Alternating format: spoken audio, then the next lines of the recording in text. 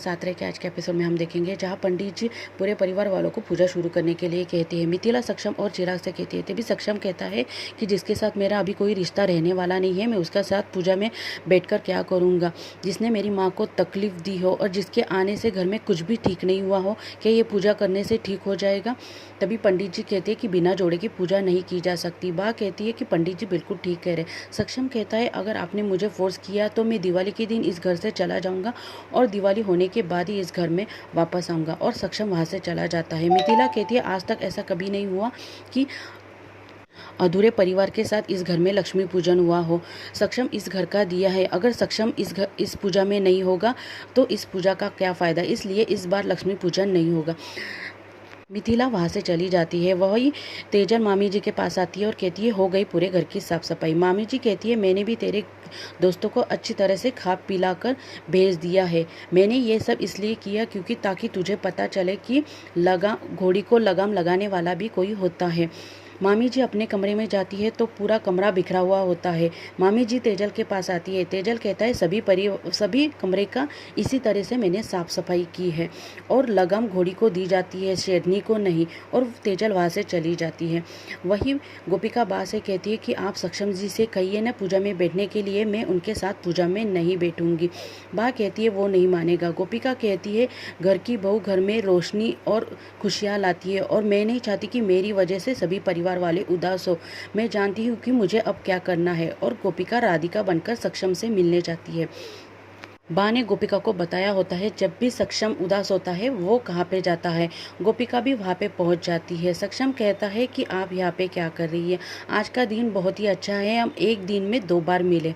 सक्षम कहता है मैं आपको नहीं देखूंगा जब तक आप अपना चेहरा मुझे खुद नहीं दिखाएंगे, मैं आपको नहीं देखूंगा। गोपिका भी सक्षम के ऑपोजिट बैठ जाती है।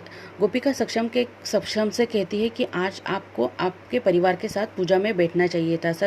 तभी सक्षम कहता है कि आपको कैसे पता, मेरे परिवार में तो पूरा अंधेरा ही है। तभी गोपिका कहती है कि आप जाकर दिया जलाकर आपके पूरे परिवार का अंधेरा दूर कर सकते हैं। गोपिका कहती है कि आप कितने भाग्यशाली है कि आपको इतना अच्छा परिवार मिला है जो आपकी परवाह करता है।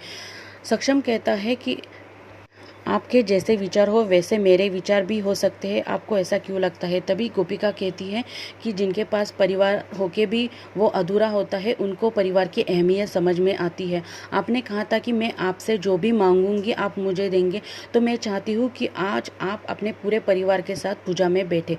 और गोपिका वहाँ से चली जाती है। वही आशी और चिराग मिथिला जी के पास आते हैं और मिथिला जी से कहती है कि अगर सक्षम भाई नहीं है तो क्या हुआ, मैं और चिराग तो पूजा में बैठ सकते हैं ना।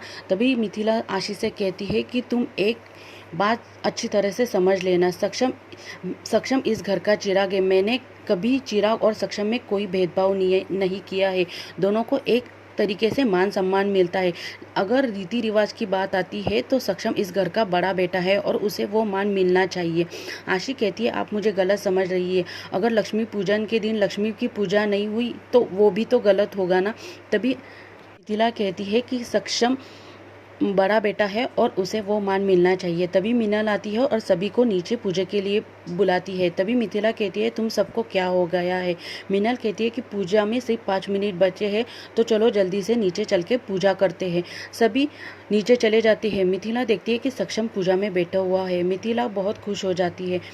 पंडित जी कहती है कि बिना जोड़े की पूजा अधूरी है, आप अपने पत्नी को बुला लीजिए।